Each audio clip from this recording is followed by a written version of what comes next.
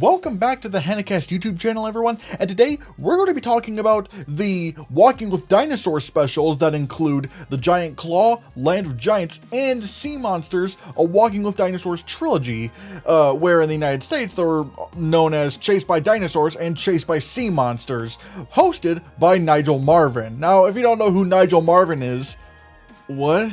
Nigel Marven is a zoologist, and he also presents animals on TV, sort of like how Steve Irwin would do, or Jeff Corwin, or nowadays you would say Coyote Pearson. Nigel Marven was among that group as well, and apparently he actually got the gig in doing TV hosting for animals when ITV, which I'm assuming is a very big network over in the UK, lost the rights to air Crocodile Hunter, so they were just figuring, okay, who do we get to present these animals? And so they went to Nigel Marven. Now, as you guys may know on my channel, I've reviewed the Walking with Dinosaurs trilogy, Walking with Dinosaurs, Walking with Beasts, and Walking with Monsters, and they are among my most viewed videos of all time. And so I figured, why not try to complete this franchise and just review all of them, including Prehistoric Park. Who knows? But before we do that, 85% of the people watching this video right now are not subscribed. So what are you doing? Go ahead and click that subscribe button, hit that subscribe button, hit that like button, and hit that share button to spread the video around, and also ring that bell so you can be notified of future videos and live streams, because I post a video every Wednesday and I do a live stream every Sunday, both of which, the videos and the live streams, at noon Eastern Standard Time. So yeah, anyways, on with the video. Now, Walking with Dinosaurs, or really the whole trilogy in general, actually, maybe I shouldn't include the whole trilogy, because the Walking with Dinosaurs specials and Sea Monsters actually came out before Walking with Monsters. Like, the Walking with franchise was already in pretty good motion. It's like, wow, people really like these things. But apparently, creator Tim Haynes suggested, what we're doing is really great, but we're not really showing the scale of these animals. Like, it's one thing to say that Ornithocheirus is the largest creature to ever fly, even though that's actually not true, as recent studies have found that Ornithocheirus was nowhere near as big as portrayed in the Walking With saga. But at the time, they said Ornithocheirus was the biggest animal to ever fly. It's one thing to say that, but how do you truly convey that to an audience when there's not really much to reference? All there is just environments. So they decide, why not bring in that Nigel Marven guy who is on our network and have him be like a presenter, like sort of like how Steve Irwin would go into the wilderness and talk about these animals and stuff, except this time it's Nigel and we're doing it with dinosaurs. Alright? Alright, so that then you could actually have a sense of scale, and they took advantage of that. Let's talk about what these specials are about. The Giant Claw, which is technically episode 1, also I should probably put this down, by the way, oops. The Giant Claw is about Nigel Marven in prehistoric Mongolia, I think around 70 million years ago, maybe? I could be wrong. And he talks about this claw from a dinosaur called Therizinosaurus. Nowadays, people are pretty well aware of what Therizinosaurus is. I mean, hell, it was most recently in Jurassic World Dominion, which don't even get me started on that movie. Back then, not many people knew about Therizinosaurus. And so he talks about how there's this claw that came from a dinosaur, and it's the longest claw ever found on a dinosaur. And he's like, this has to be like from like a big predator. And so he starts searching around the place looking for clues, and honestly, it's like a mystery. And it's actually it's a very well structured mystery, if I must say, because he finds dung that has plant matter in it. He finds a baby Therizinosaurus skeleton that's missing the head, and it's like, that's a very weird shape for a predator, and also later on finds teeth that are next to a few Therizinosaurus bones, but he's like, this doesn't really make any sense. Like, these are plant eating teeth, and the reason why you can tell is because when it comes to carnivores, they usually have very sharp teeth used for slicing through meat, whereas plant eaters, they usually have like teeth that's used for like either stripping off vegetation or molars that are used for chewing plant matter, which is something predators don't really have. And so he finds these teeth, he's like, what in the world? Like, this doesn't, again, it doesn't make any sense. I thought this thing was supposed to be a predator. And then later on in the film, or I should say, at the end of the special, you see Therizinosaurus, and it looks nothing like any other dinosaur we've seen yet. It's extremely bizarre looking. It has a pot belly.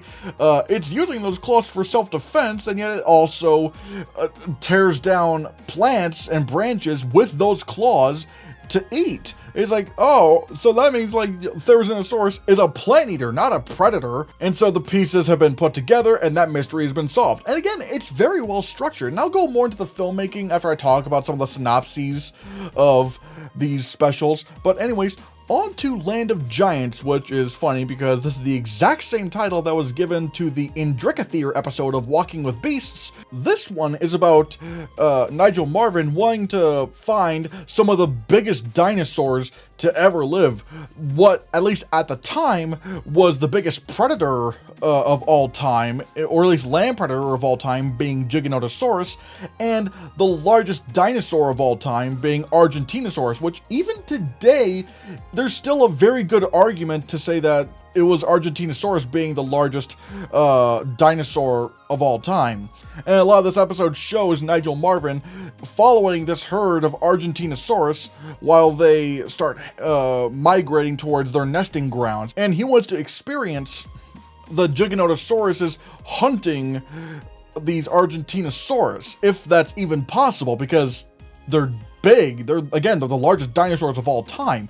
But along the way, he meets a bunch of other crazy creatures like Sarcosuchus, which is one of the largest crocodiliforms to ever live. He goes sailing with pterosaurs and even comes across an Ornithocheirus, which again is one thing to say that it's giant in Walking with Dinosaurs, but when you actually see this thing next to the plane that he's flying in, it puts that into a whole new perspective. Now again, Ornithocheirus was nowhere near that big. That was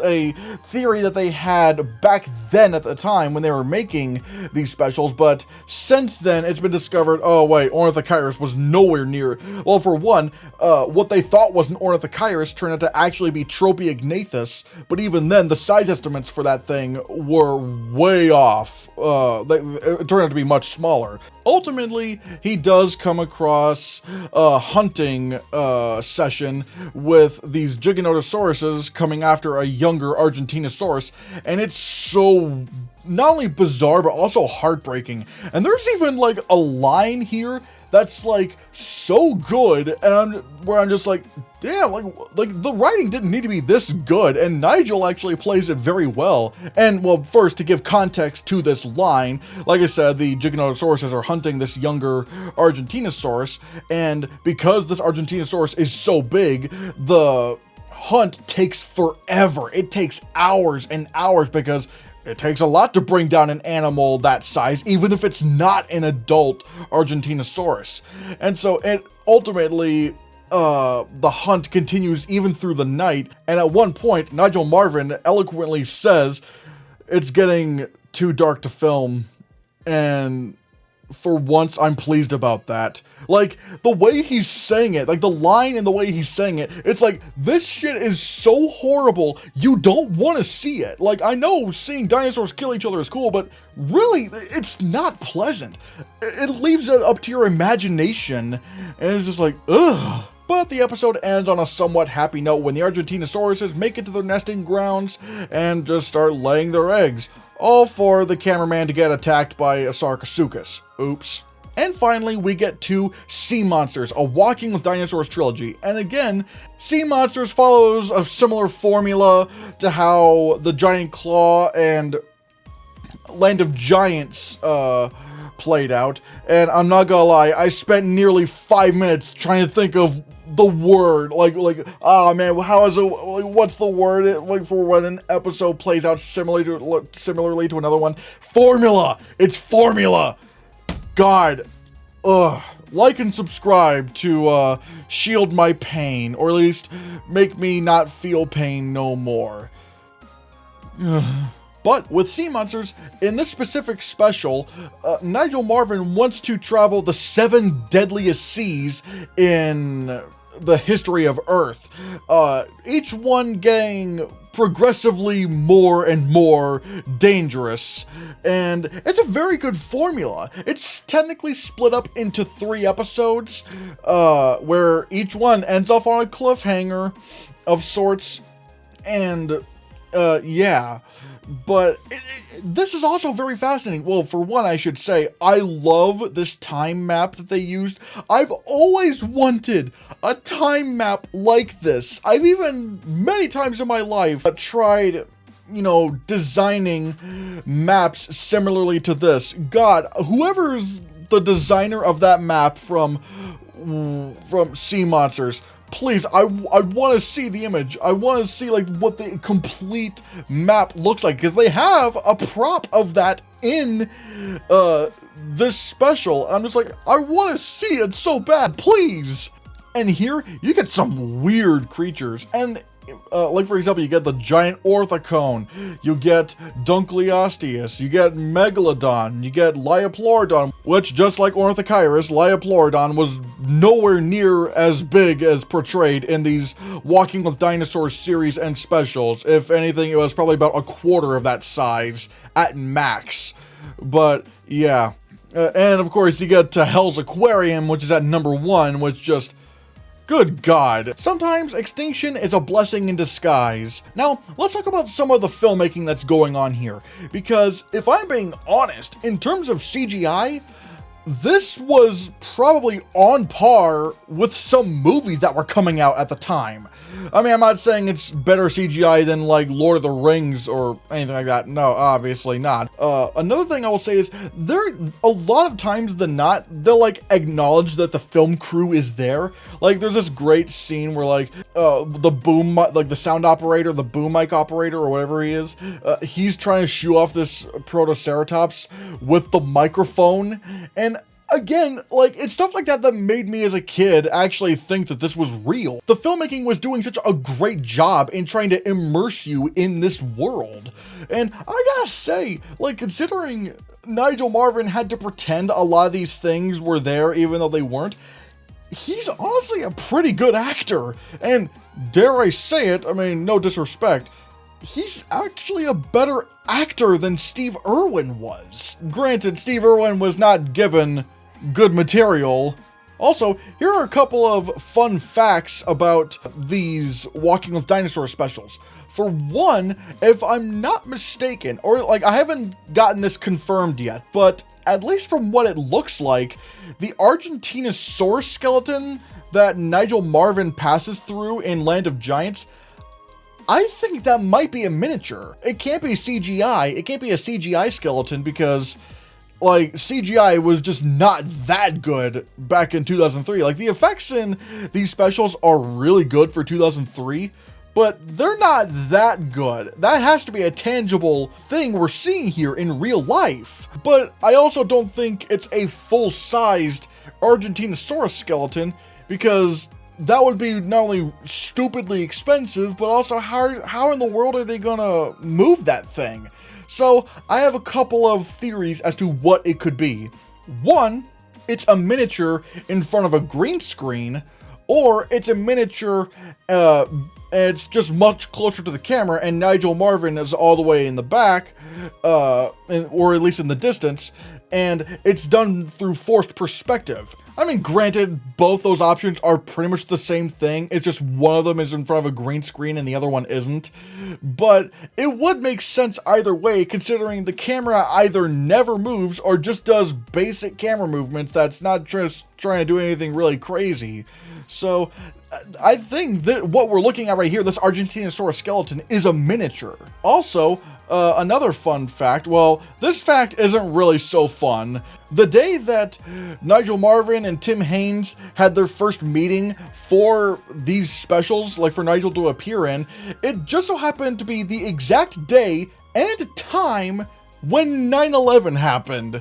I'm not kidding. Like, Nigel Marven literally said that as they were having that meeting, the planes crashed into the Twin Towers. Also, this one's a little bit more fun because it's not involving a horrible disaster in not just US history, but world history. But remember when the Mononicus bit Nigel Marven's finger as he let it go? Well, apparently, that whole thing about the Mononicus biting his finger, that was actually sort of to hide an actual injury that Nigel Marven had, because apparently he said he was climbing a tree or something like that, and one thing led to another, and his fingernail ended up getting ripped off, like, and there's just blood gushing everywhere. And so Tim Haynes was like, oh god, how do we figure out how to excuse that? We'll just say that the Mononicus just bit his finger and it's bleeding now. There we go. Which, yeah, that's a little bit more fun than the previous fact. Ugh. Like I said, like, these specials are really entertaining. And another thing I should also mention about the sea monsters thing is that every time they go into another time and encountering different sea monsters, they're always using different technology to get close to these things. And that does such a great job at making each new experience feel fresh and not repetitive. Because again, with this, you know, sea monsters trilogy, it could definitely run the risk of feeling repetitive. Go into a prehistoric sea, see a sea monster, let's get out of here. Like, it could definitely run that risk, but having all these different kinds of technology, all these different weapons to use against these creatures if they so choose to see Nigel as a snack, it does make the special feel very fresh and new. If I had any criticisms of, you know, these specials, it's that sometimes they repeat the same footage again, and sometimes they'll just flip it over, and that's a little bit, yeah, to me, it's like, come on, could you not have gone for like a take 2 or something for some of these? And then there's also some parts where, like, they're getting camera angles in places that I really don't think a camera person would be able to put a camera onto. Like, how in the world are you doing that? But overall, I'd say this is among, the best of the Walking With saga. Again, it's inventive, it's immersive, and it's just so fun seeing, you know, what would a naturalist do in situations like this. Granted, I'm pretty sure this isn't actually what Nigel Marven would do. He'd probably be pissing his pants and going, how the fuck do I get out of here? But hey, it's nice to have some, you know, fun entertainment to watch. And so yeah, what do you think of the Walking with Dinosaurs specials, Land of Giants, The Giant Claw, and Sea Monsters? Let me know in the comments below what you think. Thank you so much for watching. Give this video a like, subscribe to the channel, and hit that bell icon so you can be notified of future videos and live streams. And like I said, 85% of the people watching this video right now are not subscribed. So what are you doing? Subscribe to the channel. And if you want to see more, click this.